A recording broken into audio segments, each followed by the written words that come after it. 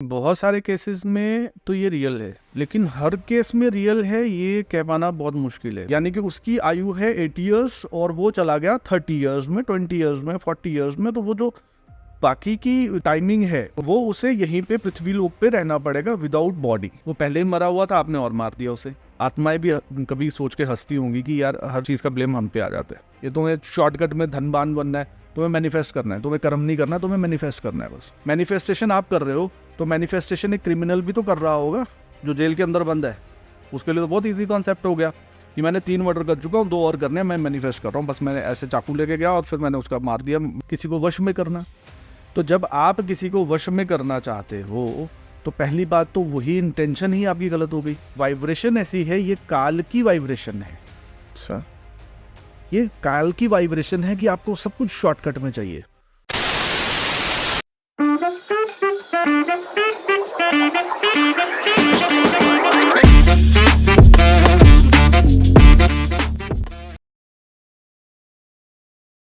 नमस्कार, स्वागत है आप सबका मिस्टिकल टॉक्स के एक और नए एपिसोड में। और मैं आशा करता हूँ आप सब बहुत ही अच्छे होंगे।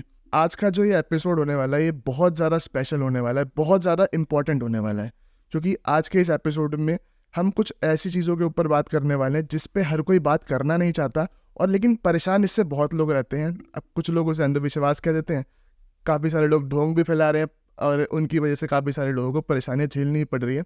तो आज के जो हमारे गेस्ट हमारे साथ मौजूद हैं वो लॉजिकली फैक्टफुल इन चीज़ों पर बात करने वाले हैं, क्योंकि कुछ परेशानियां मुझे भी पीछे रही हैं। और हमारे जो आज की गेस्ट है उन्होंने मुझे उस एक बैड फेस से बाहर लेकर के आए हैं। यही मेरा रीज़न है कि मैं उनको आज यहाँ पर लेकर के आया हूँ। हम इस एपिसोड को मतलब शूट करें और लोगों तक सच्चाई पहुँचाएं।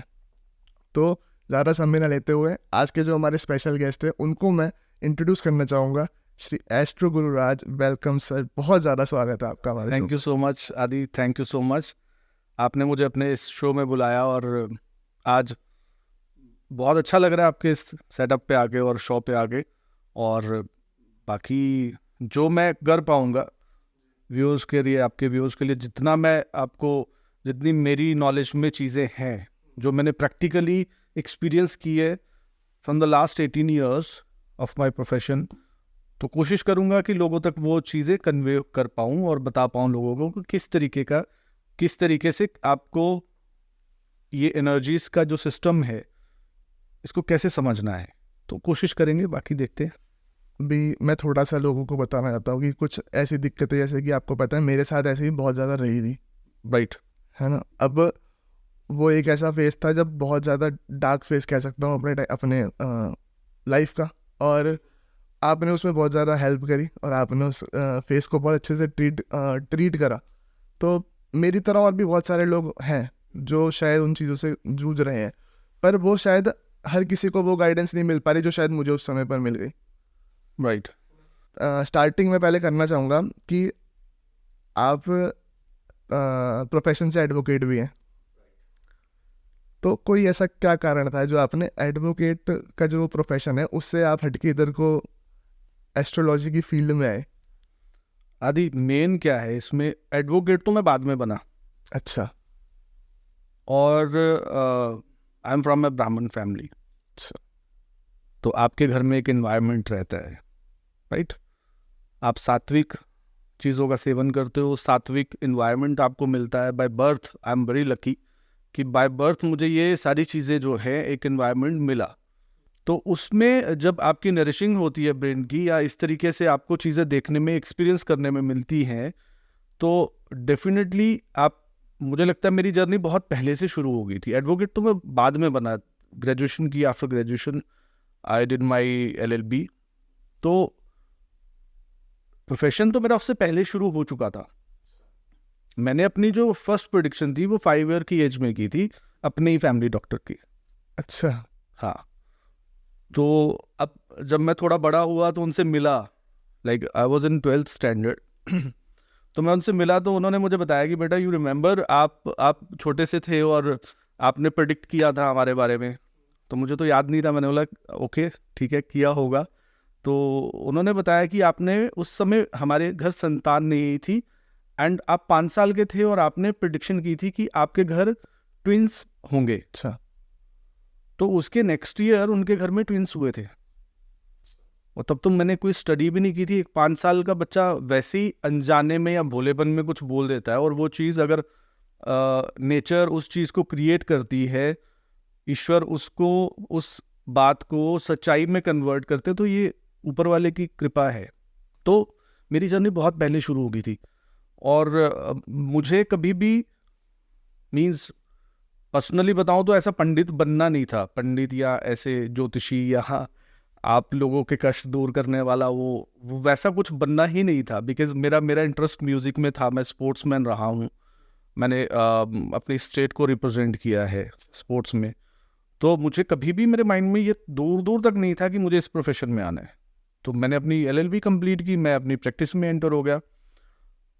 और जब मैं LLB कर भी रहा था, ग्रेजुएशन भी कर रहा था, तो बहुत सारे लोग अपने ही आपके रिलेटिव्स और फ्रेंड सर्कल जो लोग हैं, ये आपको मिलते हैं और अपनी प्रॉब्लम्स बताते हैं, तो आप सोल्यूशन देते हो। तो धीरे धीरे यही लोग मिलके एक दिन आपको बना देते हैं, इस प्रोफेशन में ले आते हैं। तो एक समय के बाद फिर मुझे जाने अनजाने, चाहे ना चाहे, मन से इसमें एंटर होना पड़ा। बिकॉज होता क्या था कि मेरे पास केसेस ही ऐसे आते थे, मैं उसमें मना ही नहीं कर सकता था। मेरे पास केस ही लास्ट स्टेज में आते थे, जब फाइनल एक सारी स्टेजेस कंप्लीट हो चुकी होती थी। मींस उसमें ज्योतिषी ने अपना काम कर लिया, उसमें बाबा जी ने अपना काम कर लिया, उसमें मौलवी जी ने अपना काम कर लिया, उसमें हर तरीके से वो काम हो चुका है, रेमेडीज हर तरीके से वो कर चुके, कोई रिजल्ट नहीं है। फाइनली अब एक इंसान ये सोचता है कि चलो वो एक बच्चा है वहां पे, उससे पूछ लो, शायद उसी से कुछ एक लास्ट होप मान के चलो। अब वो लास्ट होप लेके लोग मेरे पास आते थे और उनके काम हो जाते थे। तो धीरे धीरे इस तरीके से ये मेरी जर्नी शुरू हुई, और अब मैं पूरी तरह इसी प्रोफेशन में एंटर हो गया। वकालत छूटती नहीं है, वो चल रही है अभी भी, लेकिन ये है कि इस प्रोफेशन को अब बहुत फोकस आपका। हाँ, फोकस इसी पे कर रहा हूँ मैं भी। चलिए, मैं ना जानना ये चाहता हूँ कि एस्ट्रो साइंस क्या है। मतलब ये जैसे हम बोलते हैं ज्योतिष विज्ञान, हम ज्योतिष के साथ विज्ञान शब्द का उपयोग क्यों करते हैं, ये है क्या पूरा? देखो, ज्योतिष विज्ञान इसको बोलना मुझे लगता है थोड़ा सा अन्याय हो जाएगा, बिकॉज ऐसे कई विज्ञान ज्योतिष से ही निकलते हैं। साइंस, ऐसी कई साइंसेस को जन्म देने वाला ज्योतिष ही है। हमारे ऋषि मुनियों ने यहीं से शुरू किया सब कुछ। और जब साइंस को भी ये पता नहीं था कि यहाँ से सूर्य की दूरी कितनी है धरती से, उस समय भी वर्णित है, आप अगर पढ़ोगे शास्त्रों को तो वर्णित है, यहाँ धरती से डिस्टेंस, आप सन का, मून की वाइब्रेशन, सन की वाइब्रेशन, बाकी प्लैनेट्स की वाइब्रेशन, उनके कलर्स, उनका पूरा उसको डिस्क्राइब किया हुआ है। ह्यूमंस ने तो देखिए, जब से ह्यूमन पृथ्वी पे है, ये साइंस तब से एग्जिस्ट कर रही है, और जब तक ह्यूमन और ह्यूमैनिटी पृथ्वी पे रहेगी, ये साइंस एग्जिस्ट करेगी। तो science is a part of astrology, ठीक है। तो ये वहां से पैदा हुई, और इस पे आज भी नासा, इसरो, बहुत बड़ी बड़ी संस्थाएं आज भी काम कर रही हैं इसी साइंस को फॉलो करते हुए, कि वो जो हमारे वेद शास्त्रों में डिस्क्राइब की गई चीज़ें या बताई गई चीज़ें, उन्हीं गाइडलाइन पे आज भी खोज की जा रही है, और वो रियलिटी में कन्वर्ट होके आज सामने आ रही है। काफ़ी चीज़ें सुनने में भी आती हैं। हाँ, बहुत सारी चीज़ें आगे जैसे जैसे हमारी साइंस और एडवांस होती जाएगी, वो तथ्य और पुख्ता होते जाएंगे, और उसमें आपको क्लैरिटी मिलती जाएगी।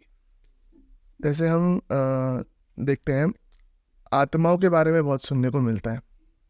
ये आत्मा क्या सच में एग्जिस्ट करती है? हाँ, बिल्कुल एग्जिस्ट करती है। आप भी एक आत्मा हो, मैं भी एक आत्मा हूँ, राइट। तो पहले की एग्जिस्टेंस तो यही क्लियर होगी कि हम आत्मा रूपी शरीर हैं।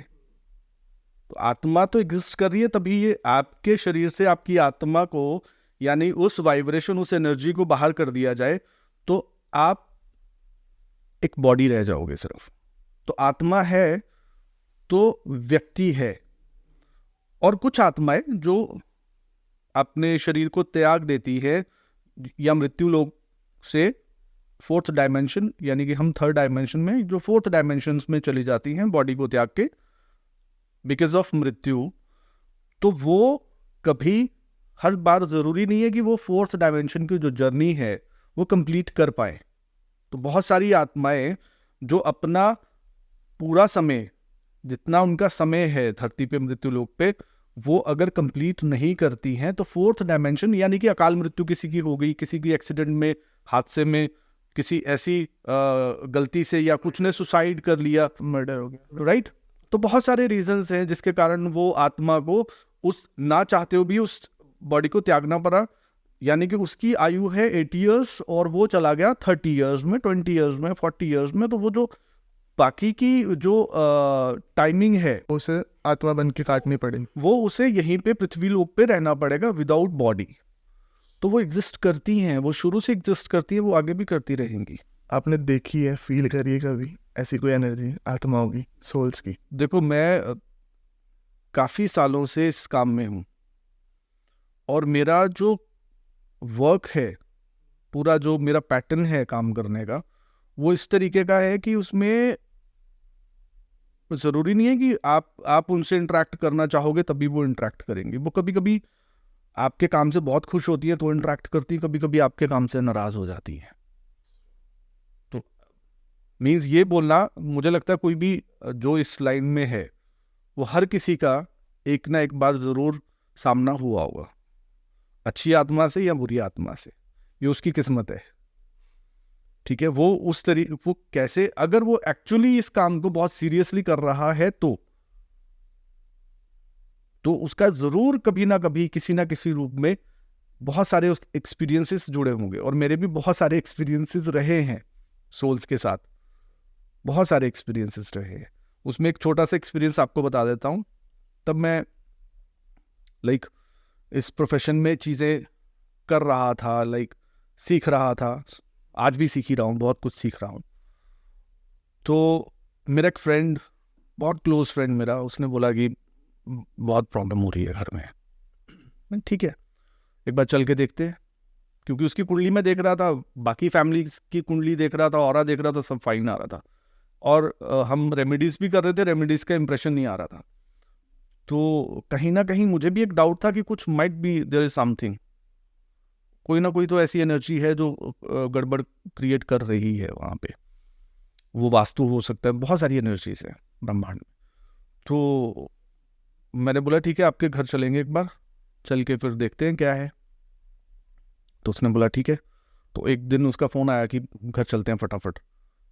तो मेरी कोई तैयारी नहीं थी, मैं ऐसे ही जैसे मैं था अपने लोअर टी शर्ट में मैं निकल गया और घर चला गया। कोई थोड़ा सा मुझे लगता मैं कैजुअली ले गया उस चीज़ को। तो मैं चला गया और उनके पेरेंट्स से मिला, बैठे थे, हम बात कर रहे थे। तो तभी मुझे एक बच्चे की आवाज़ सुनाई दी। थोड़ा सा मैंने ध्यान किया तो मैंने बोला ये कोई बच्चा है छोटा, ये किसी बच्चे की आत्मा है जो इस समय वाइब्रेशन दे रही है। तो उन्होंने बताया कि हाँ बिल्कुल है, कि उनकी मदर ने बताया कि इसका एक ब्रदर पैदा हुआ था और जिसको कुछ टाइम बाद मृत घोषित कर दिया गया था डॉक्टर्स द्वारा, यानी आफ्टर 3 और 4-5 डेज बाद। और उसके बाद हुआ क्या था कि हम उसका प्रॉपर कर नहीं पाए संस्कार, और शायद लापरवाही से या इनकी कम अवेयरनेस के कारण उन्होंने उसे कचरे में फेंक दिया। अच्छा, कुछ ऐसा हुआ। और मैं उनसे बात कर रहा था, मैंने बोला ठीक है चलिए, एक चीज़ क्लियर हो गई है और इस पे हम काम करेंगे। तो मैं उनके मंदिर में गया। मंदिर में जाके मैंने उनसे बोला कि आप धूप अगरबत्ती और जोत वगैरह का सामान दीजिए, एक जोत लगाएंगे यहाँ पे, फिर उसके बाद कोशिश करते हैं उससे इंटरेक्ट करने की। तो जैसे मैं जोत लगा रहा था, उस सोल ने मुझ पे अटैक कर दिया। अच्छा, और वो आदि इतना स्ट्रॉन्ग अटैक था कि मुझे समझ नहीं आया कि मेरे साथ हुआ क्या है। क्या मीन्स एक नॉर्मल, आप सोचोगे कि एक नॉर्मल ह्यूमन को अगर कुछ भी हेल्थ इश्यूज या कुछ भी हो गए तो वो शायद बताने के काबिल बचता है। मैं उस समय उस मोड में ही नहीं था कि मैं कुछ बता पाऊँ उसे। तो मैंने सिर्फ अपने फ्रेंड को इशारा किया कि मुझे फटाफट यहाँ से ले चलो। और उनके घर के बिल्कुल साथ में एक भगवान शिव का मंदिर था। मैं वहाँ से उसे बोला, मंदिर की तरफ इशारा किया, मुझे मंदिर में लेके चलो अभी। मैं मंदिर में गया और भगवान शिव के सामने मैं बिल्कुल लेट गया। वहाँ के पुजारी जी ने मुझे तिलक वगैरह जल का छींटा छिटा दिया। उसके बाद मेरी तबीयत बहुत ज़्यादा गड़बड़, मीन्स मुझे सांस लेने में दिक्कत हो गई, मुझे ऐसा लग रहा था कि सांस नहीं आ रही, और मैं आँख खोल रहा हूँ तो सब कुछ घूम रहा है। बहुत बहुत बैड एक्सपीरियंस था। Means I can not even tell you very clearly in words, like शब्दों में तो वो चीज़ बयां भी नहीं कर सकते आप। बहुत स्ट्रॉन्ग अटैक था उस उसूल का। तो जैसे तैसे करके उस मंदिर में बैठ के उन पुजारी जी ने अपने मंत्रों द्वारा, और उस बाबा की जो शक्ति है, भगवान शिव की, उस शक्ति ने मुझे कुछ समय बाद हील, मीन्स 3 घंटे में उसी मंदिर में रहा हूँ। उसके बाद थोड़ा सा मैं अपना भी जो पाठ जाप मंत्र उच्चारण था थोड़ा करना शुरू किया, और मुझे रिकवरी में 2 महीने लगे हैं। उस चीज़ को रिकवर करने में 2 मंथ्स लगे मेरी बॉडी को। तो वो एक मेरी छोटी सी गलती इतनी ज़्यादा भारी पड़ गई कि वो ये सारी अदृश्य शक्ति है। आपको, लोगों को लगता है, जैसे हम मूवीज़ में देखते हैं कि किसी आत्मा ने अटैक किया तो उसने आपकी गर्दन पकड़ ली, या आपको टच किया, या पंच कर दिया, या किक कर दिया। ऐसा कुछ नहीं है। वो वाइब्रेशन है, वो एक एनर्जी है। उसके हिट करने के बाद सिम्टम्स क्या आएंगे ये कोई पहले से प्रेडिक्ट कर ही नहीं सकता। आत्मा को मतलब आत्मा दिखती है, कैसी होती है, कुछ ऐसा? नहीं, आत्मा देखिए, आत्मा का कोई स्वरूप नहीं है पहले तो, क्योंकि वो परम आत्मा का ही अंश है। कोई शेप नहीं है उसकी। कोई शेप नहीं है। लेकिन अगर वो स्ट्रांग है तो कोई भी शेप ले सकती है। अच्छा। ये मैटर करता ना कि वो कितनी पावरफुल है, और ये कितनी ऊर्जा है उसमें, या वो कितनी पॉजिटिव है, कितनी नेगेटिव है। अगर तो नॉर्मल एक लोअर वाइब्रेशन की आत्मा है तो उसका आपको पता ही नहीं चलेगा। कितनी सारी आत्माएं आपके पास से क्रॉस कर जाएंगी, आपको पता ही नहीं चलेगा। लेकिन जाने अनजाने में अगर आप किसी ऐसी आत्मा से टकरा जाते हो, या तो वो बहुत पॉजिटिव है तो वो वैसा इंप्रेशन आप पे देगी, अगर वो बहुत नेगेटिव है तो वो वैसा इंप्रेशन आप पे देगी। ये तो समय की बात है कि आप उस समय किस ग्रह चाल आपकी क्या चल रही है, किस वाइब्रेशन में आप हो, आप कैसे व्यक्ति हो। लेकिन अगर कोई बोले कि हाँ हमें सिर्फ अच्छी आत्माएं मिली हैं, वो भी मैं नहीं मानूंगा। अगर कोई बोले हमें हमेशा बुरी आत्माएं मिली है, तो वो भी मैं नहीं मानूंगा। तो ये अच्छी बुरी आत्माएं कब आपसे कब मिल जाए, टकरा जाए, वो तो इनमें फ़र्क क्या होता है अच्छी आत्मा और बुरी आत्मा का?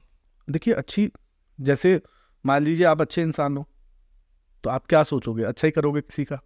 किसी से मिलोगे, उसे अच्छा गाइड करोगे, ठीक है। और एक बुरा होगा, नेगेटिव बातें करें तो वो नेगेटिविटी देगा आपको।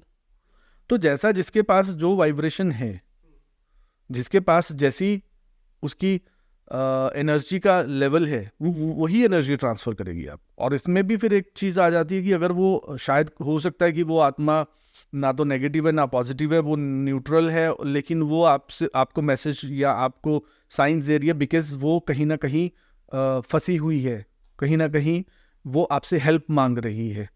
तो उन रीजंस के कारण भी हो सकता है कि वो आपसे इंटरेक्ट करे या कोशिश करे इंटरेक्ट करने की। शायद आप उसको पता है कि आप उसकी हेल्प कर सकते हो। आपने कभी किसी आत्मा से, किसी सोल से बात करी है? और अगर करी है तो वो कैसे बात करती है हमसे? देखिए, उनका बात करने का तरीका कोई एक नहीं है, ठीक है। वो डिपेंड करता है कि वो आत्मा का आयु स्तर क्या है, वो कब से है इस पृथ्वी पे। अगर वो आत्मा ही किसी ऐसे व्यक्ति की है जो 300 साल पहले से है, या 500 साल पुरानी आत्मा है, तो उसकी जो उस समय की लैंग्वेज होगी, या इनकी वैसे लैंग्वेज, ह्यूमंस लैंग्वेज को ये ज़्यादा प्रेफर नहीं करती हैं। ये सारा का सारा इनकी लैंग्वेज आप साइन लैंग्वेज मान के चलिए। ये सारे के सारे एक तरीके से साइंस देती हैं, ये आपको बताती हैं। फिर अगर आप ध्यान में जाना समझते हो, या आपको पता है ध्यान में जाके एक सूक्ष्म जगत की चीज़ को सूक्ष्म आप रूप से ही देख सकते हो। आपका सूक्ष्म शरीर ही उसे बहुत अच्छे से जान सकता है। आपका स्थूल शरीर अगर आता है उसकी वाइब्रेशन में, तो उसके बहुत ज़्यादा कभी कभी गलत परिणाम देखने को मिलते हैं। तो ये सारा का सारा इनका खेल, जो पूरी की पूरे इंटरेक्ट करना, बात करना, ये सब वाइब्रेशन के ऊपर है। कि वो किस तरीके की वाइब्रेशन आपको दे रही है, या किस तरीके के साइंस दे रही है, या वो कितना एग्रेसिवली आपसे बात करना चाहती। सर जैसे हम सुनते हैं कि किसी के ऊपर आत्मा आ गई, किसी के ऊपर किसी सोल ने अटैक कर दिया है, या जैसे हम बहुत किस्से सुनता हूँ मैं ऐसे ना, तो ये चीज़ें कैसे वर्क करती हैं, कैसे होता है ये चीज़ें, मतलब या और सही में होता भी है या ड्रामेबाजी भी होती है इसमें? नहीं, बहुत सारे केसेस में तो ये रियल है, अच्छा, लेकिन हर केस में रियल है ये कह पाना बहुत मुश्किल है। मीन्स जब तक आप उसकी जड़ तक नहीं पहुंचोगे, जब तक आप उसको रियलिटी में स्टडी नहीं करोगे, और आप हर चीज़ को ये बोल दोगे आत्मा है, मतलब कुछ भी हो रहा है आपकी लाइफ में, हो सकता है आप मेंटली फिट नहीं हो, राइट। ये भी हो सकता है कि आप डिप्रेशन में हो, या आप स्ट्रेस में हो, या किसी एक ऐसी बात ने आपको इतना परेशान कर दिया कि वो बात आपके सबकॉन्शियस कॉन्शियस दोनों की फ्रीक्वेंसी को खराब कर गई, और आपने उसको इतना मन पे ले लिया कि आप सालों साल एक उस बात या उस ट्रॉमा से जूझ रहे हो, उसको फेस कर रहे हो, और सडनली आफ्टर फ्यू इयर्स या आफ्टर फ्यू टाइम आप ये आप में सिम्टम्स ऐसे आ रहे हैं कि वो ऐसा देखने वाले को लग रहा है कि शायद किसी आत्मा की पकड़ हो गई। बहुत सारे केसेस में मैं देखता हूं कि बहुत सारे सिम्टम्स सिमिलर होते हैं। ऐसा लगता है कि फर्स्ट इंप्रेशन जो होता है, या फर्स्ट, और जैसे ही हम उससे इंटरेक्ट करते हैं व्यक्ति से, पेशेंट से, तो ऐसा लगता है कि हाँ शायद इसमें आत्मा का इंप्रेशन होगा।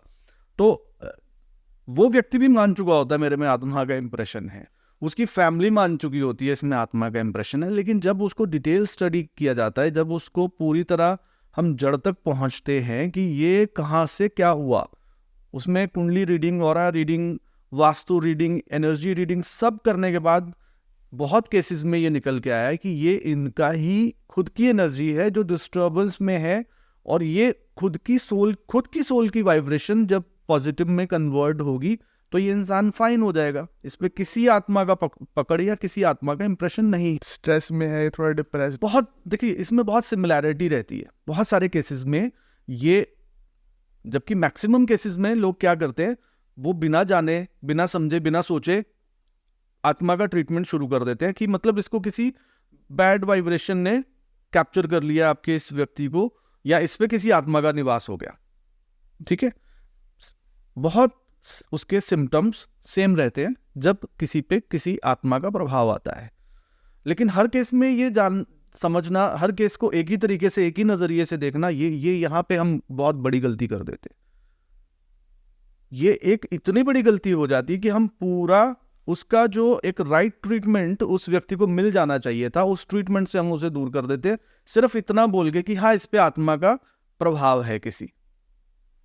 तो बहुत सारे जो मेरे पास केसेस आते हैं उसमें लोग मुझे ये बताते हैं, उनकी फैमिली ये बताती है भैया हमारे घर में किसी ने कुछ कर दिया। हाँ, उनका फर्स्ट ये होता है, वो आपको आगे बता देते हैं, वो पूछते नहीं है कि कुछ करा। मेरे बोलने से पहले वो तैयार होते हैं कि हम वहां गए थे और वो पहुंचे हुए वो बाबा और वो फलाना ने हमें बताया कि आपके घर पे तो काला जादू हो गया, आपके घर पे तो किसी आत्मा को बिठा दिया, 4 5 8 10 आत्मा एक साथ आके बैठ गई। तो मैं पहली बात तो उनकी बात सुन के हैरान हो जाता हूँ कि आप इतनी ज्यादा आप में ज्ञान कहाँ से उतर गया कि किसी ने हल्की सी छींक भी मारी और आपने बोला आत्मा ने पकड़ लिया ऐसे। वो जो विद्या है जिससे आत्माओं को डायरेक्शन दी जाती है वो कोई छोटी विद्या नहीं है। ठीक है, वो कोई छोटी विद्या नहीं है।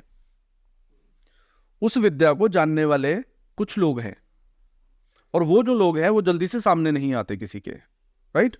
तो हर चीज में ये बोल देना कि उसने कर दिया फलाना। हाँ, बहुत सारे केसेस में है कि छोटा मोटा तरीके से वो आपको कोई because of jealous, because of आपसे कोई रंजिश है उनकी, वो आपको डैमेज करने के लिए कुछ बैड एनर्जीज का प्रयोग करते हैं। लेकिन हर केस में ये मान लेना, हर बात में ये कि ये इस पे आत्मा या तंत्र का प्रयोग हो गया, या इस पे वशीकरण हो गया, या इस पे ये हो गया, हर बात पे ये नहीं लागू होता। जब आप खुद ही बोल रहे हो कि हम लूटने आए हैं, प्लीज हमें लूट लो, हमारे परिवार में 10 आत्माएं हैं तो हमें लूट लो, तो जो लूटने वाला वो लूटेगा ना आपको। आप अपने कर्म से हट गए, आप अपने इष्ट से हट गए, आप अपने सनातन से हट गए, आप अपने गुरुओं से हट गए, आप अपने पितरों से हट गए, आप अपने देवताओं से हट गए, तो आपको लगता है कोई पंडित आपको प्रोटेक्शन दे सकता है? वो तो यही बोलेंगे आत्मा है। क्यों? क्योंकि वैचारिक रूप से आप कमजोर हो गए। तो आपको कोई भी प्रॉब्लम होगी तो जो सामने वाले के जब आप पास जाओगे तो वो तो यही बोलेगा आत्मा है, क्योंकि उसका सब्जेक्ट ही वही है आत्मा को ट्रीट करना। वो उसने, क्योंकि उसने खुद तो पढ़ाई की नहीं है, खुद तो वो इतना पढ़ा लिखा ही नहीं है कि वो इस पर रिसर्च कर पाई या उसके ब्रेन में इतनी इतनी समझ हो कि इसको दूसरे एंगल से भी देखा जा सकता है, कि हो सकता है इसको, इस व्यक्ति को जिसको ये पेशेंट मान रहे हैं या मान रहे हैं कि इस पे आत्मा का निवास है या आत्मा इस पे अपना प्रभाव दे रही है, हो सकता है कि उसको ट्रीटमेंट की जरूरत हो, डॉक्टर की जरूरत हो। हाँ, बहुत केसेस में होता भी है इंप्रेशन। लेकिन आप जिस व्यक्ति के ऊपर प्रभाव है उसी को बैठ के बोलोगे भाई तेरे पे आत्मा है, आपका कुछ नहीं हो सकता, अब आपकी जीवन लीला समाप्त है होने वाली है, क्योंकि अब आपका कुछ नहीं हो सकता। आपने तो उसे वैसे ही, वो पहले ही मरा हुआ था, आपने और मार दिया, उसे डरा दिया आपने। तो एक तो ये डर का बाजार बंद होना चाहिए। ये इतना भ्रम, इतना डर, इतनी इतनी मैं 18 ईयर्स से इस काम को कर रहा हूं, मेरा भी सामना होता आत्माओं से। लेकिन अगर आपके इष्ट, पहली बात तो आपका कोई इष्ट होना चाहिए हर व्यक्ति का। आप किसी भी धर्म के हो, आप किसी एक को तो मानो। लेकिन आज का समय ये है, आपको एक को नहीं मानना, आपको सबको मानना है। हाँ, किसी एक को पकड़ो। सेकंड, इसमें सबसे मेन चीज जो है वो आपके कुल के देवता, देवी या देवता, वो एक्टिव होने चाहिए हमेशा। उनके लिए आपने क्या एफर्ट्स किए, उनके लिए आपने क्या कर रहे हो, या उनको कितना आप याद कर रहे हो। जो आपके परिवार को, आपके कुल को प्रोटेक्शन दे रहा है, उसको आप कितना उस पर ध्यान दे रहे हो, ये भी मैटर करता है। उस पर तो कोई बात ही नहीं करना चाहता, ना उस तरफ ध्यान है लोगों का। एक तो वो भी है ना थोड़ा सा कि मंडे को बोले ना ट्यूसडे को। हाँ, तो आपको सबको मनाना है, बिकॉज आप अपनी विशेष को पूरा करना चाहते हो। आप अपने जो मटेरियलिज्म है उसको प्राप्त करने के लिए ही तो आप जाते हो मंदिर गुरुद्वारे। आप हर जगह किस लिए जाते हो? आप किस ईश्वर को थैंक्स करने नहीं जाते हो। जब आपके खुद की सोच का दायरा ऐसा है कि हमें तो ईश्वर को सिर्फ इसलिए गंगा जल चढ़ाना है या इसलिए दूध चढ़ाना है कि हमारा ये वाला काम हो जाए, तो लोग आते हैं, लोग पूछते हैं अच्छा एक और उपाय बता दो। मैं बोलता हूँ वो घर ना, एक्चुअली घर नहीं बन रहा, हमारा बहुत टाइम से घर बनाना है, तो आप बताओ कहाँ पे यात्रा करके आए। तो मैंने बोला यात्रा करने जाना है तो वो सिर्फ इसलिए जाओ कि तुम्हारा कल्याण हो सके। सिर्फ एक एक पर्टिकुलर एक टॉपिक को लेके मत जाओ कि भगवान हमें घर दे दो, गाड़ी दे दो, ये दे दो, वो दे दो। भगवान बोलेंगे तथास्तु, सब मिल जाएगा। क्योंकि लोग आज के टाइम पे सिर्फ इस चीज़ के लिए पूजा नहीं करते ना, कि बस हमारा जीवन जो दिया है उसके लिए धन्यवाद नहीं करते हो। वो तो दिया है, वो तो उनके लिए ये है कि ये तो हम डिजर्व करते ही थे।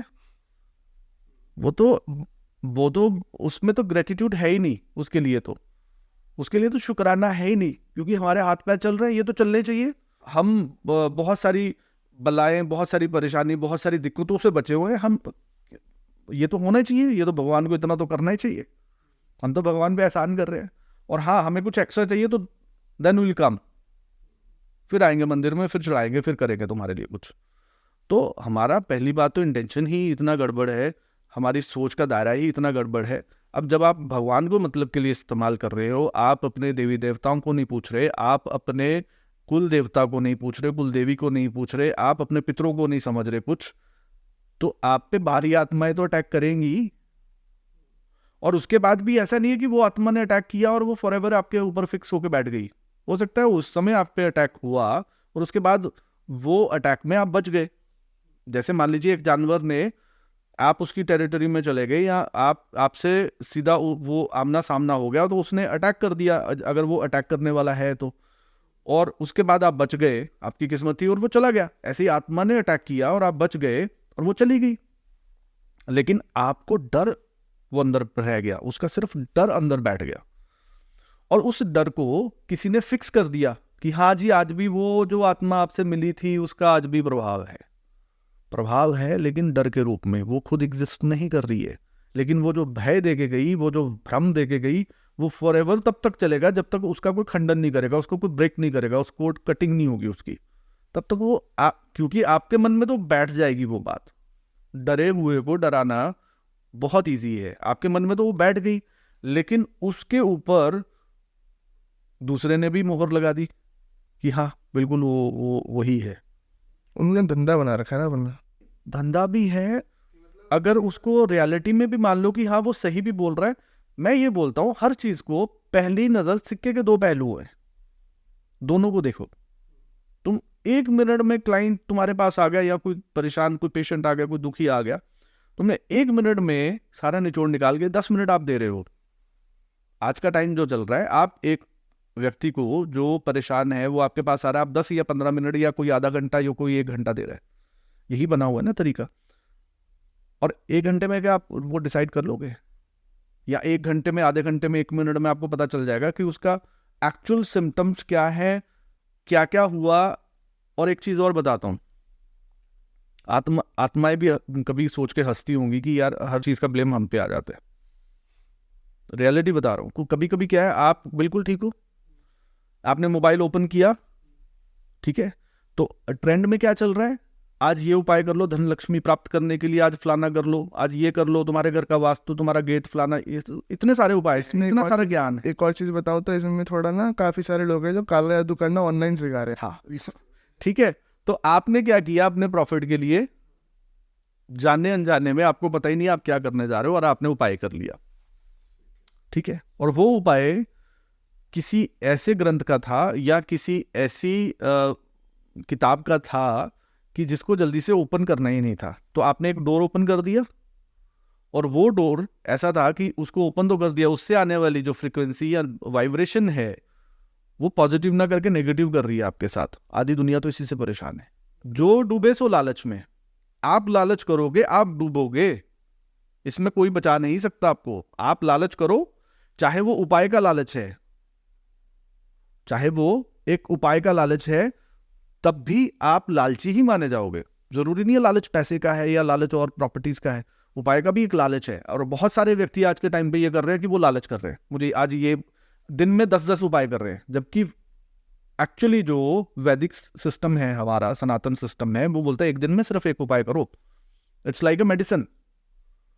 आपको एंटीबायोटिक भी खानी है, आपको मल्टीविटामिन भी खाने हैं, आपको ये भी खाना है, आपको वो भी खाना, तो क्या होगा एक रिएक्शन डेफिनेटली। और उसका ब्लेम आप करते हो कि वो आत्मा थी, हम पे आत्मा, किसी ने काला जादू कर दिया, किसी ने कुछ नहीं किया था, वो तुम्हारे अपने ही कर्म थे। तुमने लालच इतना कर लिया कि तुमने हर दिन ओवरडोज प्रोटीन लिया, ठीक है, तो एक दिन तो तुम्हारे पेट में गड़बड़ होनी थी ना, एक दिन तो परेशान होना था, और तुमने ब्लेम कर दिया आत्माओं पे, ये तो आत्माएं कर रही हैं सब कुछ डिस्टर्ब।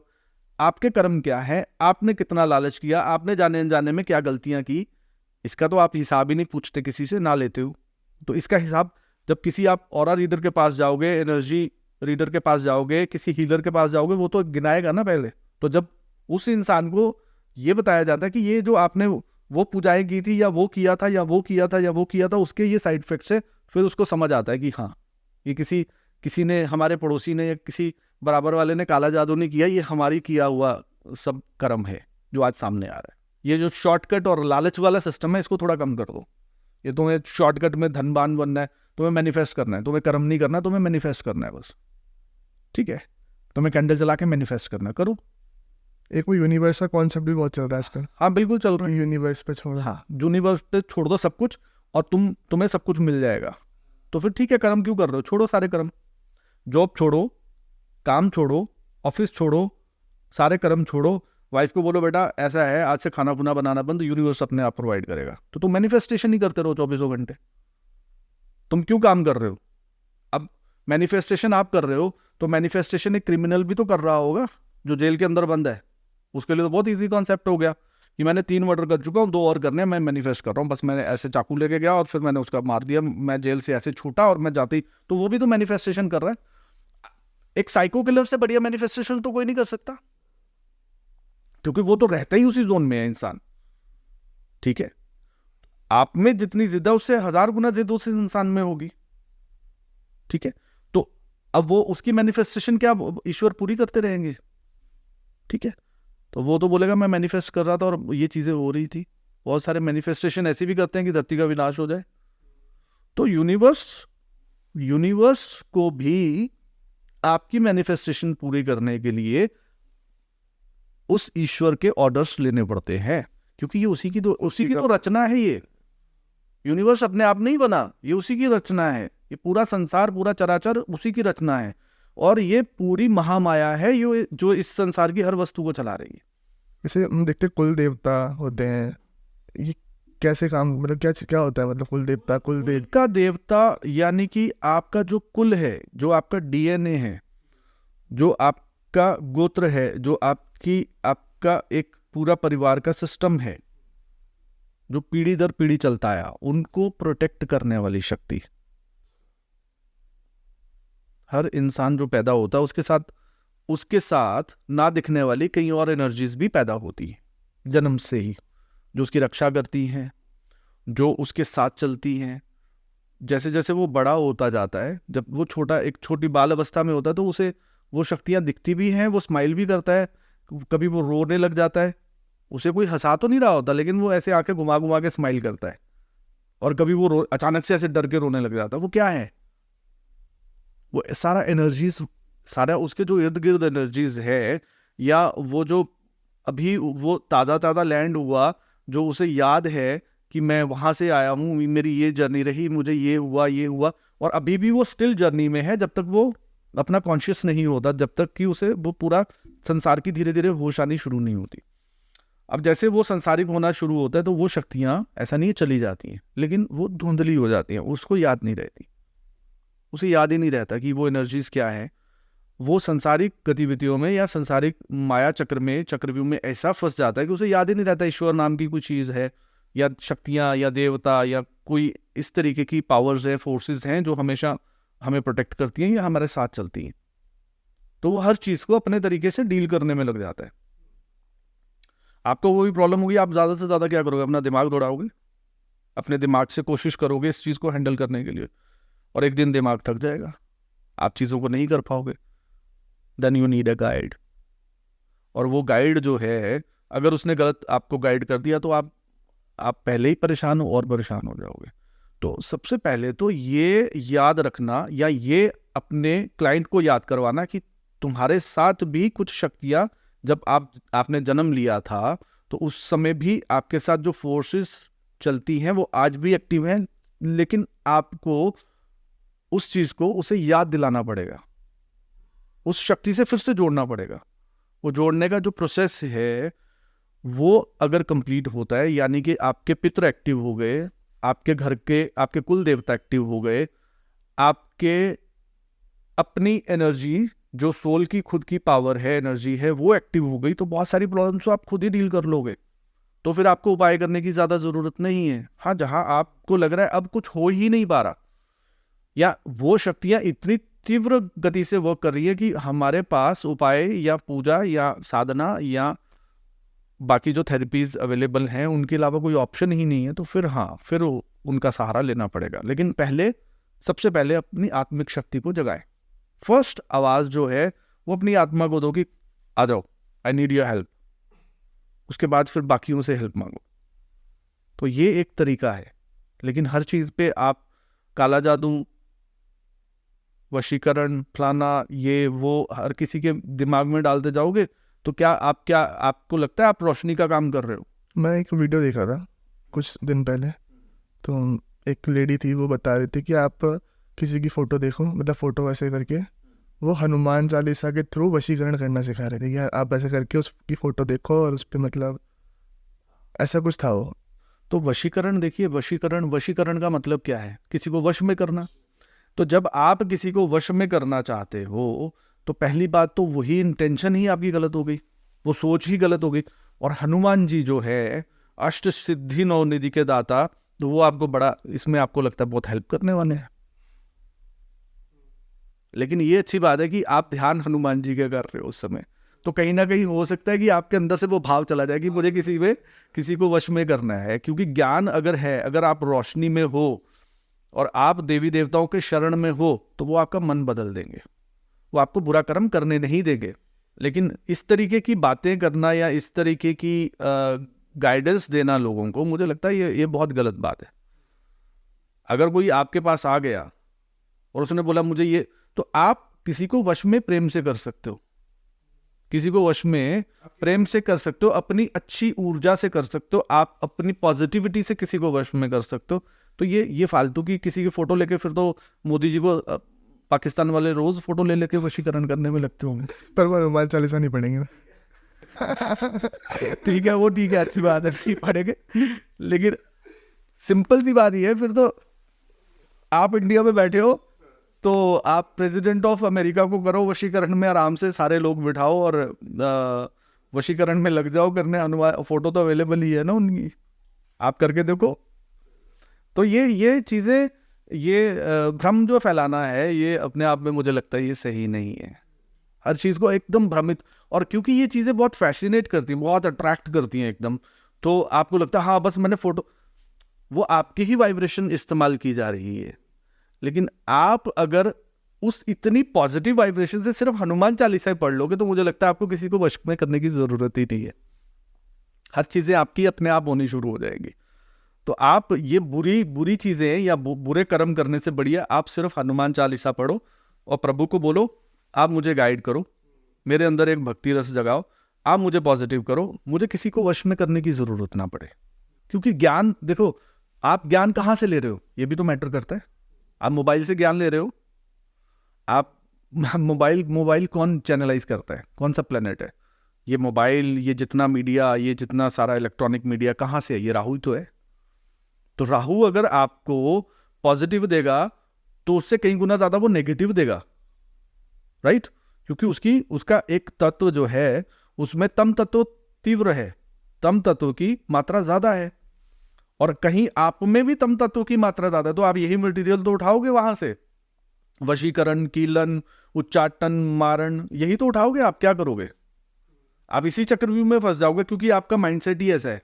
आप गीता जी का पाठ सुनो, आप रामायण जी का पाठ सुनो, आप अच्छे लोगों को सुनो, आप अपने विचार अच्छे करो, तो आपको, मुझे लगता नहीं है, अगर आपके विचार अच्छे हैं, आपका मन अच्छा है, आपकी सोच अच्छी है, मुझे नहीं लगता आपको किसी को वश में करने की जरूरत पड़ेगी। लोग आपकी उस ऊर्जा में जब एंटर होंगे तो हमेशा के लिए आपके हो जाएंगे। तो इसको अगर दूसरे तरीके से, हमने बोला सिक्के के दो पहलू होते हैं, तो दूसरे साइड से अगर इसको देखें तो काफ़ी सारे लोग जो बिल्कुल ही काला जादू कह लो या इन चीज़ों में बिल्कुल बिलीव नहीं करते, एस्ट्रोलॉजी वगैरह में, तो वो ऐसा ही बना देते हैं कि घर में अगर किसी के ऊपर सच में कुछ हो चुका है तो वो बिल्कुल बोल देंगे अरे डॉक्टर को दिखाओ, इसको साइकेट्रिस्ट पे ले जाओ, इसको पागल खाने में डलवा दो, ऐसी चीज़ें भी होती। बात सारी वही आ गई कि जो आपने बोला सिक्के के दो पहलू, तो मैंने तो ऐसा बोला ही नहीं कि ऐसा नहीं होता, ऐसा होता है, लेकिन हर केस में ऐसा होता है ये भी जरूरी नहीं है।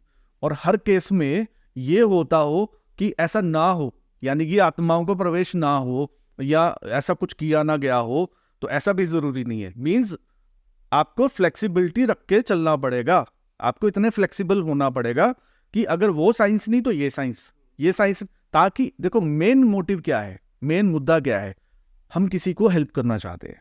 मेन मकसद तो यही है ना, आप किसी को बचाना चाहते हो, आप उस पीड़ित व्यक्ति को, आप उस परेशान व्यक्ति की मदद करना चाहते हो। और आप सोचो नहीं मैं तो एक ही साइंस पे बिलीव करता हूँ, दूसरी साइंस को मानता ही नहीं हूँ, मुझे तो डॉक्टर्स की साइंस ही समझ आती है। डॉक्टर्स खुद जब ऑपरेशन करते हैं उससे पहले भगवान का ध्यान करके करते हैं कि प्रभु हमें नहीं पता क्या होगा, आप देख लेना। ये तो है, ठीक है। तो आपको, आप पढ़े लिखे हो तो ये मत समझ लो कि आपने जो पढ़ाई कर ली उसके आगे कुछ पढ़ाई नहीं है, कोई विद्या नहीं है। अपनी जगह आप सही हो, अपनी जगह जो इस काम को कर रहे हैं वो भी सही है, क्योंकि आपने जो पढ़ाई ली आपको उस विद्या का पता है, उसने जो पढ़ाई की उसको उस विद्या का पता है। जरूरी नहीं है कि आप भगवान को मानो या इन विद्याओं को मानो तो आप अंधविश्वासी हो गए। अगर आप अपनी विद्याओं को भी ओवर मान रहे हो तब भी आप अंधविश्वासी हो, कि आपको सिर्फ अपनी किताबों पे भरोसा है।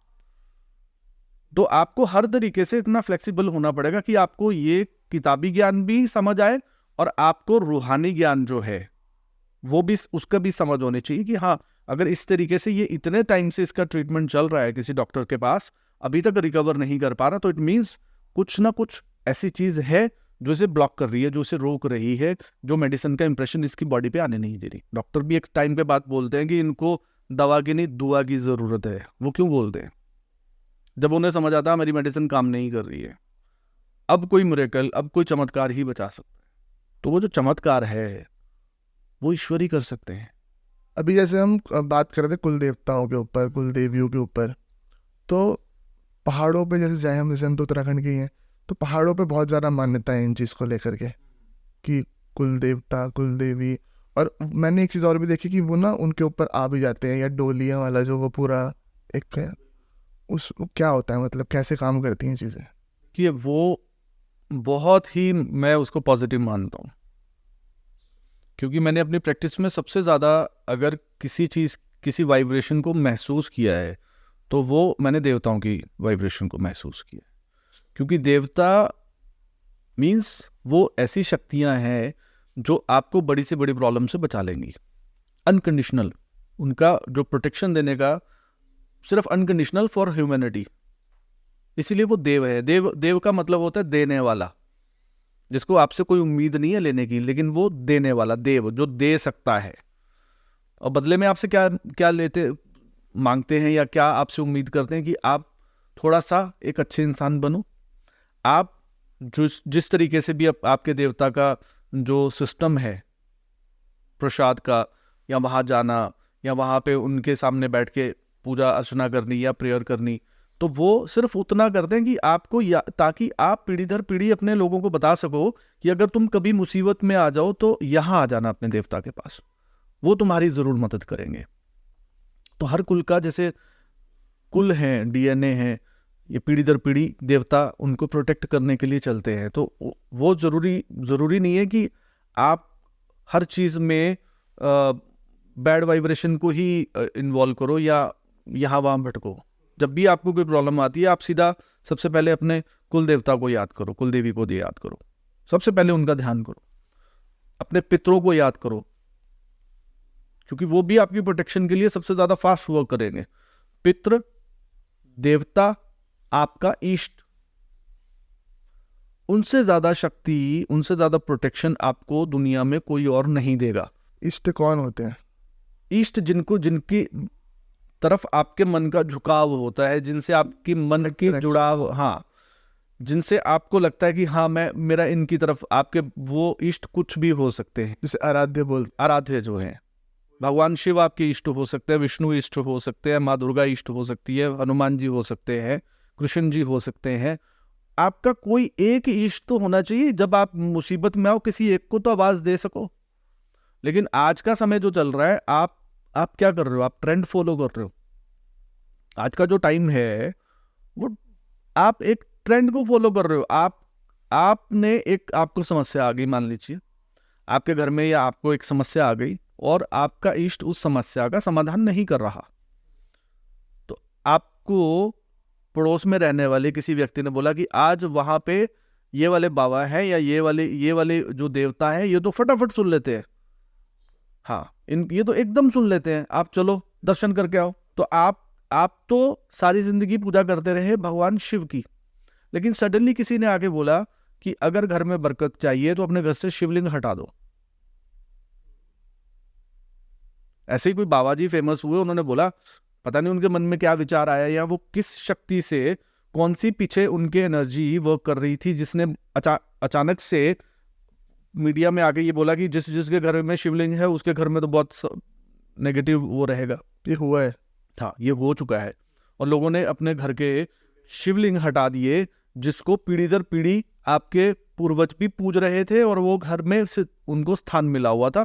सिर्फ अपनी इनकम को बढ़ाने के चक्कर में कि और बढ़िया हो जाएगा, तो आपने वो शिवलिंग उठा के किसी पीपल के नीचे रख दिए, ठीक है। और उसके बाद कितनों के घर में कितने प्रॉफिट्स हुए वो ईश्वर जानते हैं या वो लोग जानते हैं। उसके बाद जो कष्ट उनको सहने पड़े, और आज तक वो कष्ट उनको सहने पड़ेंगे, क्योंकि आपने जो इतना पावरफुल एक सिस्टम था उसको ब्रेक कर दिया, just because of your profit. कुछ प्रॉफिट्स पाने के लिए, कुछ चीजें अचीव करने के लिए, मटीरियलिस्टिक चीजों को अचीव करने के लिए आपने इतनी बड़ा वो रक्षा कवच जो भगवान शिव की शरण में है, उसको तो मृत्यु छू भी नहीं सकती, और आपने शिवलिंग उठा के निरादर करके उनको या तो जल प्रवाहित कर दिया या पीपल के नीचे रख के आ गए। तो आपको कहां से ईश्वरीय शक्तियां प्राप्त होंगी? तो आप ट्रेंड को फॉलो कर रहे हो, आप लोगों की बातों को फॉलो, इंसानों की बातों को ज्यादातर आप फॉलो कर रहे हो, वेद शास्त्रों को भूलकर, जबकि आपको रियलिटी पता ही नहीं है कि पीछे कौन सी एनर्जी वर्क कर रही है कि आपको भ्रमित किया जा रहा है। आजकल एक और भी तो होगा ना कि हर किसी के प्रवचन फोन पे आ जाते हैं, सबका अलग अलग सुन रहे हैं और सबका फॉलो भी कर रहे हैं, सबका फॉलो कर लिया। हर चीज का एक दायरा है। आप लिमिट में कोई भी चीज लोगे, अच्छी या बुरी, वो फायदा नुकसान धीरे धीरे करेगी। लेकिन आप लिमिट से बढ़ा दोगे, चाहे आप अमृत भी अगर लिमिट से ज्यादा पियोगे, वो भी एक दिन नुकसान करेगा। तो ज्ञान भी उतना चाहिए जितनी आपको जरूरत है। एक्स्ट्रा ज्ञान आपको नुकसान पहुंचाएगा। आप हर चीज में भ्रम उत्पन्न कर देगा। एक्स्ट्रा ज्ञान आपके अंदर एक डर पैदा कर देगा। अब सबसे मेन चीज क्या है, देखिए मैं आपको बड़ी एक सिंपल सी चीज बताता हूँ। मुझे फोन आते हैं कि भैया ये काम करना था, हमने मंदिर जाना था, तो ये इतने बजे चले जाएं। मैं बोलता हूँ हाँ चले जाओ, कि कोई टाइम का कुछ ऐसा तो नहीं रहेगा। मैं उनसे सिर्फ ये सवाल पूछता हूँ कि जब तुम कुछ बुरा कर्म करते हो, उस समय क्या किसी को फोन करके पूछते हो कि ये टाइम ठीक है या गलत है बुरा कर्म करने के लिए? मर्डर हो रहे हैं लोगों के लूट हो रही है, बहुत सारी चीजें बुरी हो रही है। उस समय छोटी सी लड़ाई होती है, आप मारने पीटने पे आ जाते हो लोगों को। उस समय किसी से पूछा कि ये क्या गाली गलौज करने का समय सही है गलत है? बुरा कर्म करते हुए तो आप एक सेकंड नहीं सोचते, आप तुरंत एकदम एक्टिव हो जाते हो कि हाँ ये अभी ये होगा या वैसा होगा। तब तो आप किसी से नॉलेज नहीं लेते। लेकिन अच्छाई करने से पहले आपको 10 बहाने समझ आ जाते कि अभी टाइम नहीं होगा, अभी ये रात का टाइम हो गया, अभी भगवान को याद नहीं, अभी ये नहीं होगा, अभी वो नहीं होगा। तो आपको इतने हजारों बहाने आपको याद आ जाते। तो ये सारा क्या है? ये पूरा का पूरा एक सिस्टम ऐसा है, इंप्रेशन ऐसा है, वाइब्रेशन ऐसी है, ये काल की वाइब्रेशन है। अच्छा, ये काल की वाइब्रेशन है कि आपको सब कुछ शॉर्टकट में चाहिए। आप अपने इष्ट को भूल जाते हो, आप ट्रेंड को फॉलो कर रहे हो कि अब चलो वहां माथा टेकाते हैं, वहां तो तुरंत सुन लेते हैं वो। इसमें एक कॉन्सेप्ट और है कि आजकल गुरुओं का ऐसे कुछ काफ़ी सारे वो बाबा की फ़ोटो घर में लगवा लेते हैं, मतलब उन्हीं को भगवान बना लेते हैं। ठीक है, तुम इंसान को भगवान मानो, और जिस दिन तुम परेशानी में आओगे तो फिर मदद भी इंसान से मांगना। भूल जाना भगवान को, फिर भूल जाना उस दिन भगवान को, फिर इंसान से ही मदद मांगना। और वो इंसान जो भी इस धरती पे आएगा, वो आएगा और उसे जाना है। और इंसानी चोला पहने हुए चाहे वो कोई भी होगा, वो ईश्वर कभी नहीं बन सकता। चाहे हाँ ईश्वर का भक्त बन सकता है, ईश्वर के बहुत करीब हो सकता है, ईश्वर की कृपा उस पर बहुत अधिक हो सकती है, लेकिन वो ईश्वर नहीं हो सकता। कोई बाबा ऐसे हो जो अब है ही नहीं, लेकिन अब उनका धंधा उनके भक्तों ने बना रखा हो। हाँ, तो वो क्या है? आप प्रेत पूजन कर रहे हो, आपने प्रेत को स्थान दे दिया घर में। आपके घर में प्रेत निवास कर रहा है, प्रेत भोग ले रहा है, प्रेत सब कुछ कर रहा है, चाहे वो कितने भी बड़े बाबा रहे हों। लेकिन आपने स्थान तो एक प्रेत को दिया, और आपने क्या उनसे दीक्षा ली? आप घर में किसको स्थान दोगे? गुरु को दोगे। आपने दीक्षा ली उनसे, आप उन्हें जानते नहीं हो पर्सनली, आपने दीक्षा नहीं ली, आपको उनका गुरु मंत्र नहीं पता, और आप उनका चित्र लगा के घर में बैठे हो आराम से। आप उसी विधि को फॉलो कर रहे हो जो कहीं हमारे वेद शास्त्रों में वर्णित ही नहीं है।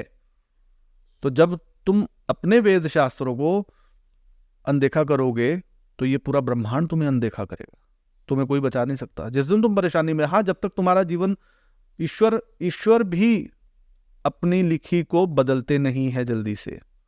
जब शिशुपाल ने भगवान को बुरा बोला, तो भगवान ने भी उससे क्षमा किया कि इतने समय के बाद ही, जब इसकी ये लास्ट एक वर्ड और बोलेगा, उसके बाद ही इसका जो है वो मैं वध करूंगा। 100 पाप क्षमा के, उसके 100 हाँ 100 मौके दिए थे। हाँ 100 मौके दिए, और 101 होने के बाद उसे क्षमा नहीं किया गया। तो ऐसे ईश्वर क्षमा करते हैं, लेकिन एक समय तक। अभी आपने एक जिक्र किया था कि प्रेतों की पूजा करोगे, है ना, एक वर्ड आपके मुंह से आया था, तो मतलब उसका मतलब क्या है कि प्रेतों की पूजा? देखो, प्रेतों की पूजा सिंपल एक आप चीज को समझो कि आपने किसी एक व्यक्ति को, जिसे आपने देखा नहीं, जिससे आपने गुरु दीक्षा नहीं ली, जिसको आप जानते नहीं हो, अब वो है भी नहीं, इस दुनिया में नहीं है। तो जब एक आत्मा शरीर का त्याग कर देती है, उसके बाद उसकी जो पहचान है वो क्या रह जाती है? या तो आपके वो पितृ होंगे या प्रेत होंगे। पितृ वो आपके हैं नहीं, तो क्या हुए? प्रेत हुए। तो आपने सिर्फ एक ट्रेंड को फॉलो करके आप फोटो उठा के आप अपने घर में ले आए, और उसके बाद आपने अपने देवी देवताओं को बोला बाय बाय, कि हम तो भैया इसकी पूजा करेंगे, तो वो प्रेत की साधना तो होगी, प्रेत की पूजा तो हो गई, और उसके बाद आप बोल रहे हो हमें तो बहुत अच्छा लग रहा है, हमें तो बहुत अच्छी वाइब्स। अरे थोड़े दिन बहुत अच्छा लगेगा, थोड़े दिन बहुत बढ़िया लगेगा। आप जब नया नया ड्रिंक करना शुरू करते हो तो थोड़े दिन बहुत इंजॉय करते हो आप, उसके बाद एडिक्शन होती है, उसके बाद आप खत्म होना शुरू हो जाते हो। तो ये इसी तरीके की चीज है जो आपको शुरू में, आप युग देखो किसके युग में हो, आप काल के युग में हो, काल किस किस तरीके से आपको घेर लेगा आपको ये समझ ही नहीं आएगी। आपको वो किसी ना किसी तरीके से वो दिखाएगा आप तो स्पिरिचुअल बन रहे हो, आप तो बहुत अच्छे बन रहे हो, आप तो और बढ़िया बनते जा रहे हो, क्योंकि आप जिस आत्मा की या जिस प्रेत की साधना में हो वो तुरंत आपकी बात का आंसर कर रहे हैं। ठीक है, तो उसने क्या किया, आपके मन के ऊपर एक छाप छोड़ दी कि वो जो आत्मा जिसको मैं मानता हूं वो एकदम मुझे सुन पा रही है, इट मीन्स ये गॉड है, ये ईश्वर है। यही हुआ ना, लेकिन वो एक्चुअल में ईश्वर तो नहीं है। लेकिन जिस दिन आप खुद बोलने लग जाते हो, द्वापर में ऐसा हुआ ना, भगवान कृष्ण थे, लोग कृष्ण जी को मानते थे, लेकिन वहां पे एक और व्यक्ति था जो अपने आप को कृष्ण घोषित करता था या कृष्ण जी की तरह मोर पंख लगा के रहता था। फिर प्रभु को उसे सबक सिखाना पड़ा।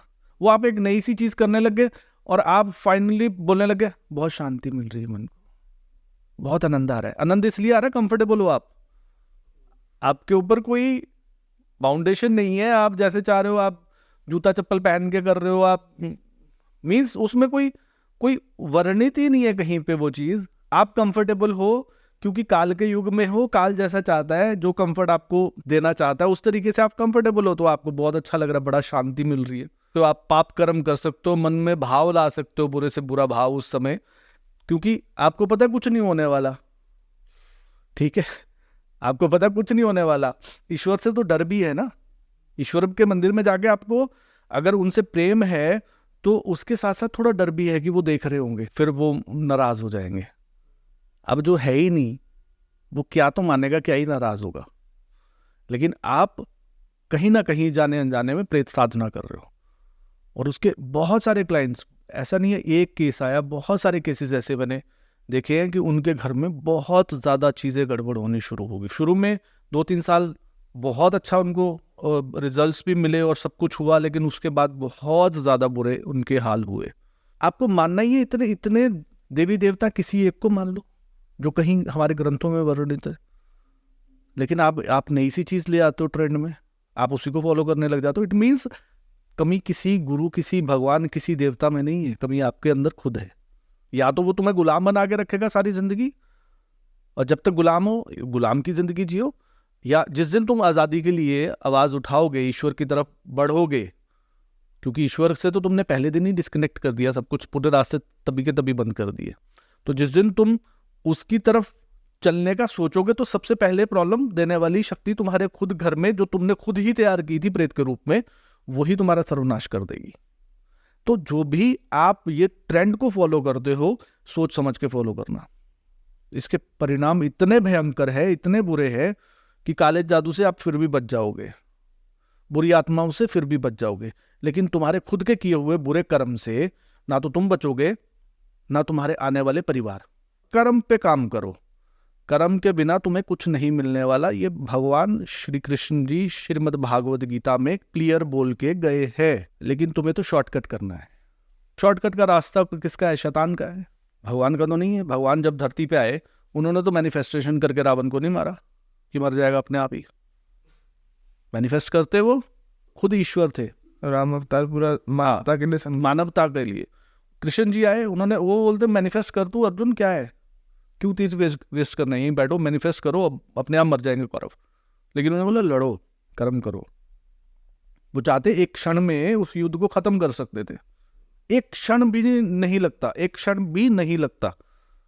अगर प्रभु श्री कृष्ण चाहते एक क्षण भी नहीं लगता, युद्ध समाप्त हो जाता। लेकिन धरती के कुछ नियम हैं, वो ईश्वर भी चाहते हैं, वो आप मेंटेन करो। अब ऐसे हम तंत्र हो गया, काला जादू हो गया, इन चीज़ों को अगर देखें तो ये पहली चीज़ तो तंत्र जो होती है, तंत्र विद्या होती है, ये होती क्या है? तो इसको देखा ही गलत तरीके आता है कि तंत्र मतलब कि थोड़ा नेगेटिव ही वो एक वर्ड बन जाता है। तो ये होता क्या है? ये नेगेटिव भी होता है या फिर ये पॉजिटिव भी होता है, थोड़ा इसके बारे में समझाओ। देखो, तंत्र मीन्स आप किसी चीज को बनाने की विधि। अच्छा। यंत्र, मंत्र और तंत्र। यंत्र मीन्स जैसे आपका फोन है वो यंत्र है, राइट? उसको बनाने की विधि क्या है? तंत्र है। उसको पढ़ने की विधि क्या है? मंत्र है। तो यंत्र, मंत्र, तंत्र, ये तीनों एक ही सिक्के के पहलू हैं।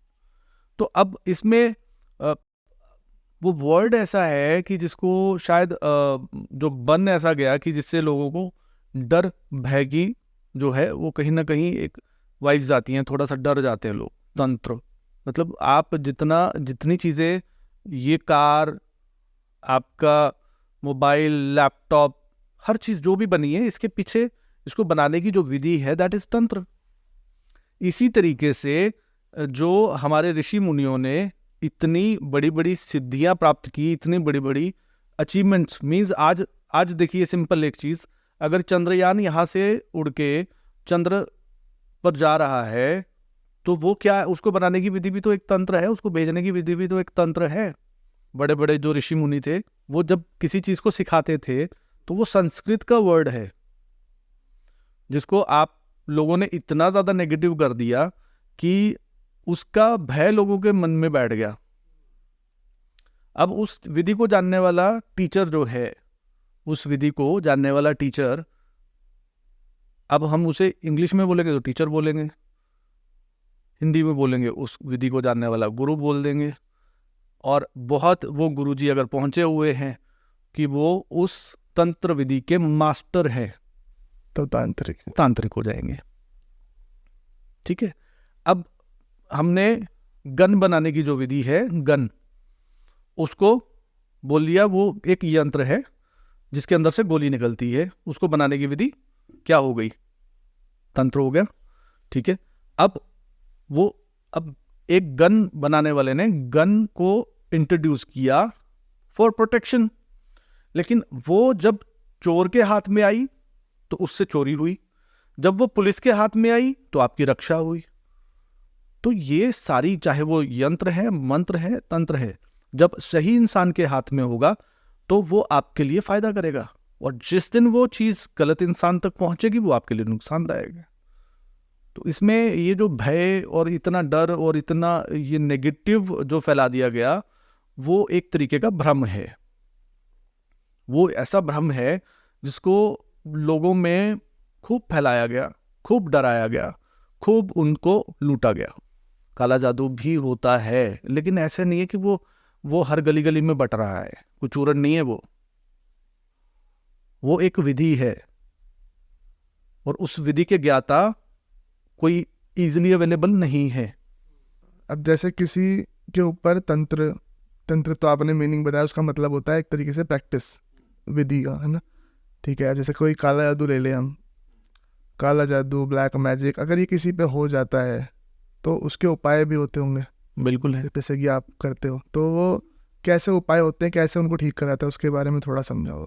देखो, सबसे पहले तो आपको ये क्लियर होना चाहिए कि ब्लैक मैजिक अगर हुआ है तो कितना समय बीत चुका है, आप पे कितना इंप्रेशन है, आप कौन सी स्टेज पे हो। तो उपाय को उसी तरीके से आपको बताया जाता है कि ये उपाय इस तरीके से किया जाएगा और इसका ये सॉल्यूशन है, राइट? उसमें बहुत सारी शक्तियों का आप प्रयोग करते हो, उसमें आप बहुत सारी विधियां ऐसी हैं जो हमारे शास्त्रों में वर्णित है।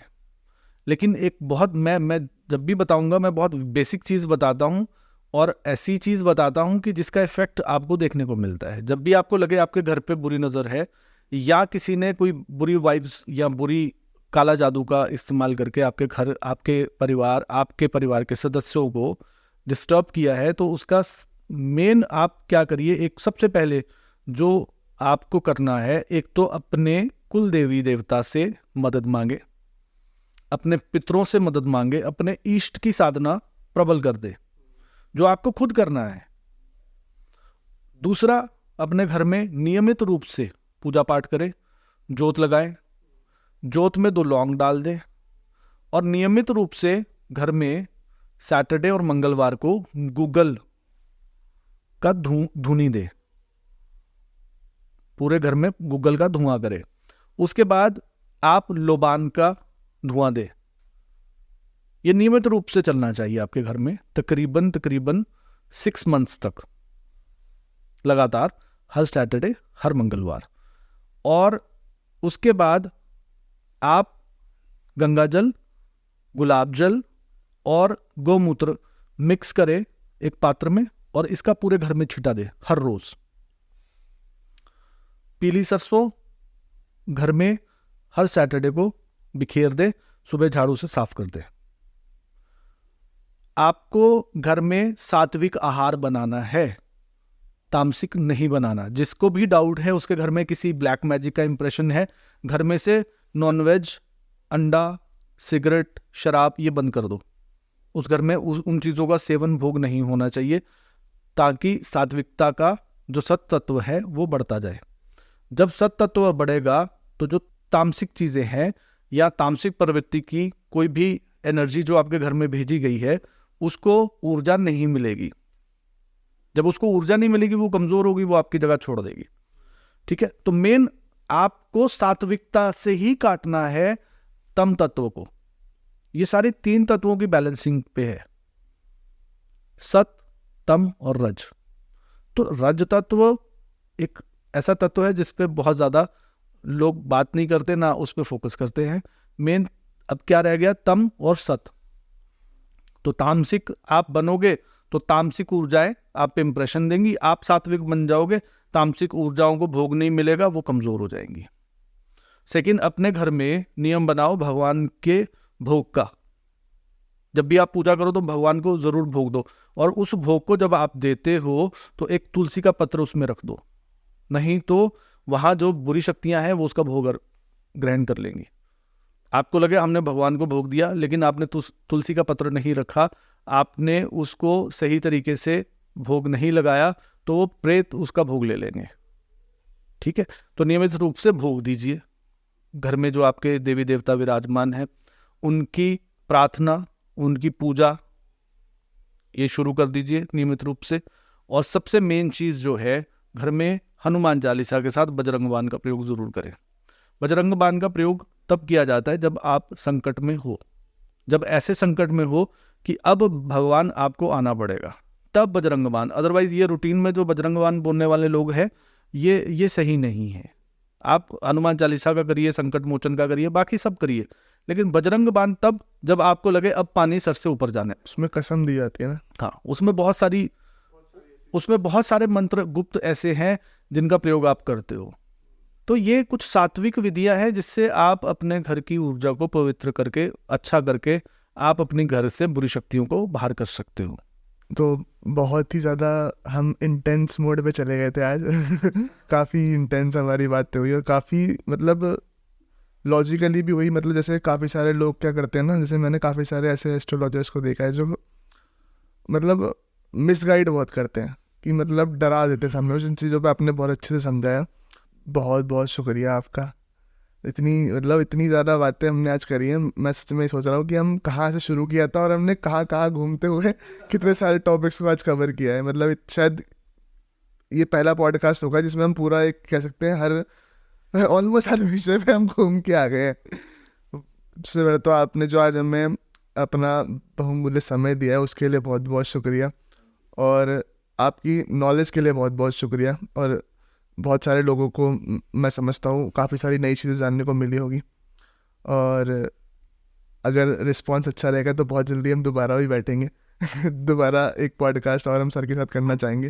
क्योंकि इतना एक होता है ना कि कुछ गेस्ट्स के आने से बहुत ही ऑरा भी पॉजिटिव होता है। जैसे आज हमें लग रहा है हमारे स्टूडियो का जो ऑरा है काफ़ी पॉजिटिव हो रखा है जब से सर आ रखे हैं। तो चलिए ख़त्म करते हैं अभी से और आपका बहुत बहुत शुक्रिया, और आपका बहुत बहुत शुक्रिया कि आप लोगों ने इस एपिसोड को एंड तक देखा। और अगर एपिसोड अच्छा लगा हो तो जुड़ जाइएगा चैनल के साथ में। ऐसी बहुत सारी पर्सनालिटीज़ आती रहेंगी और हम उनसे अलग अलग विषयों पर चर्चा करते रहेंगे और जानते रहेंगे। मैं मिलूँगा आपसे अगले एपिसोड में, तब तक के लिए जय हिंद, वंदे मातरम।